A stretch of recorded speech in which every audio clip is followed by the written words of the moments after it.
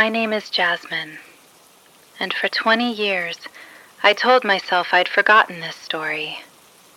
I hadn't. What happened to me wasn't something I lived through and moved past. It was something I buried. I made a promise to people who are probably gone now, in a place that doesn't exist anymore, that I would never speak of it. But a few nights ago, I had a dream. The exact same dream I had over 20 years ago, the week it actually happened. And when I woke up, I realized something. The house is gone. The landlord is gone. Whoever made me swear that promise isn't around to hold me to it anymore. So I think it's finally safe to tell you what happened to my friend Rose.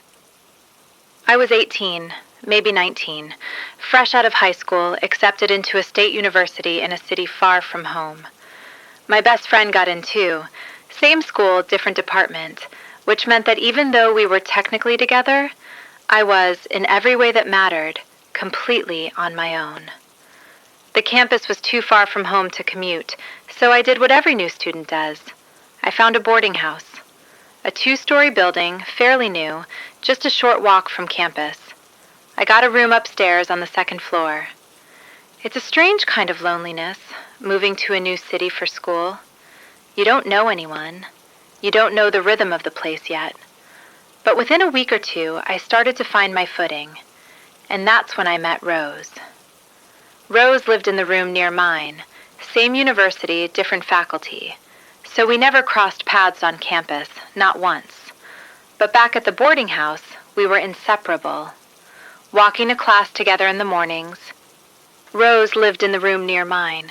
Same university, different faculty. So we never crossed paths on campus, not once. But back at the boarding house, we were inseparable.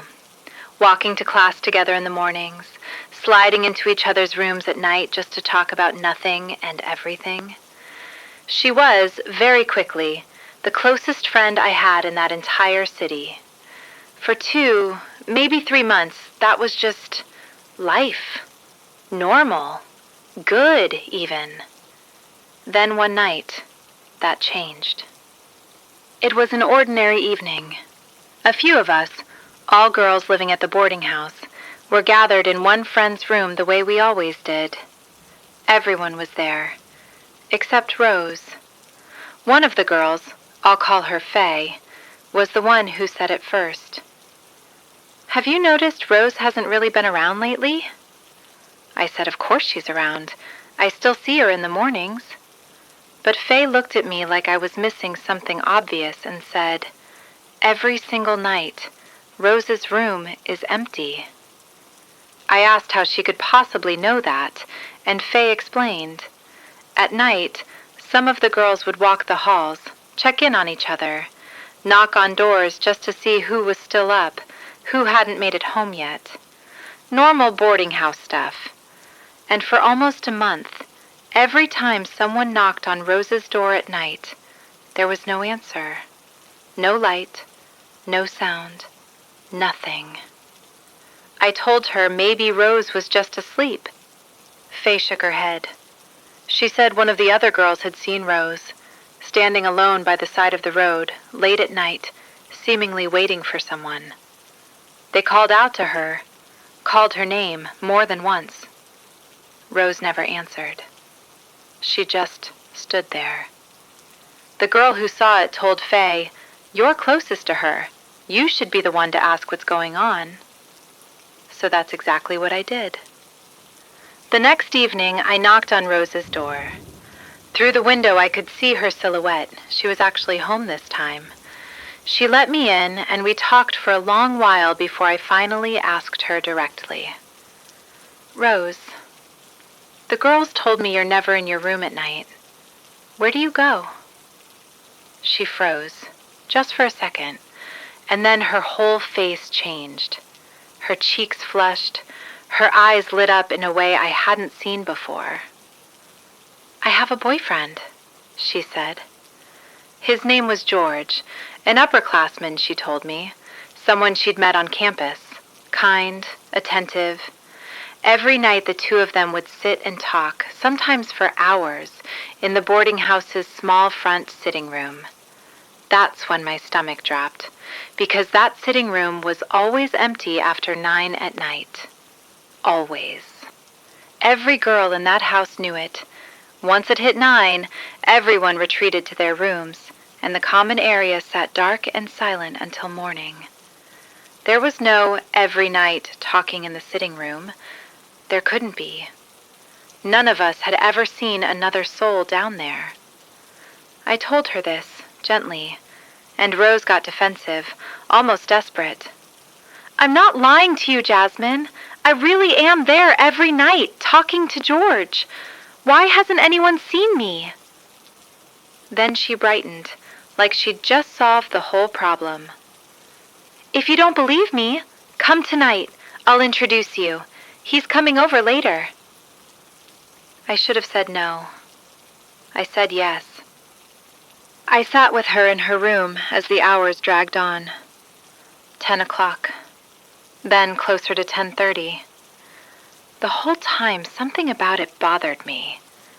What kind of boyfriend visits a girl's boarding house past 10 at night? Then Rose's face lit up. "Jasmine, he's here! George is here!" She got up and started getting ready. Not just tidying herself, but dressing up, doing her hair, like this was the most important moment of her life. And before I could even process it, she was already running out of the room, calling back to me over her shoulder. "Jasmine, hurry! George is here!" Her room was only steps from the sitting room. I followed her out into the hallway. I watched her throw open the sitting room door ahead of me, and then I stepped out, and I saw it. Standing just inside the doorway was the figure of a man. He had no head. I will never forget what I saw in that half-second. The clothes were filthy, ragged, like they belonged to someone who had been wearing them for a very long time in a very bad place. And where his head should have been, there was simply nothing. I screamed. I don't think I've ever screamed like that before or since.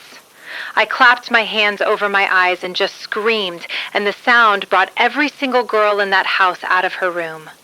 Rose ran toward me, panicked. "Jasmine, what's wrong?" "That's a ghost, Rose! That's a ghost!" "What are you talking about? That's George!" And the moment she said his name, the other girls came pouring out behind us. And they saw it too. Every single one of them. The screaming multiplied, filled the entire hallway, and then, as suddenly as it had appeared, the headless figure vanished into nothing. Rose collapsed to the floor. We carried her to her room. When she came to, she was inconsolable, sobbing, insisting through her tears, "That wasn't a headless ghost. You're wrong. All of you are wrong. That was George." None of us knew what to do anymore. We went to the caretaker, asked him to call Rose's parents immediately, and for the rest of that night, none of us dared sleep alone. We took turns staying with Rose, because not one of us could bring ourselves to go back into our own rooms after what we'd seen. Her parents arrived early the next morning. Rose hadn't slept at all. She was still in shock, still crying on and off. I told her parents everything, exactly as it happened, and then they took her home. It all moved so fast that I never even learned her address, only that she and her family lived somewhere in the same city, just far from campus. That was the last time I ever saw Rose. She never came back to the boarding house. As far as I know, she never went back to school either. It was terrifying for all of us who lived there, and after that night, things got worse before they ended. Every night, there'd be knocking at our doors, and not one of us ever had the courage to open them. One by one, the other girls started moving out. The same day Rose was taken home, the landlord showed up and gathered all of us. He made every single one of us promise, swear, that we would never tell this story to anyone, ever. I kept that promise for more than 20 years, until that boarding house no longer existed, until the building had been repurposed into something else entirely, and the landlord himself had moved away. To this day, I have no idea what happened to Rose.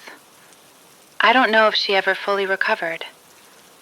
I don't know if she remembers George the way she insisted she did, or if some part of her, somewhere, finally understood what the rest of us saw that night. If you're out there, Rose, I hope you're okay. Jasmine. If this story gave you chills, subscribe for more true horror stories from Southeast Asia. Drop a comment if you've ever had a George of your own.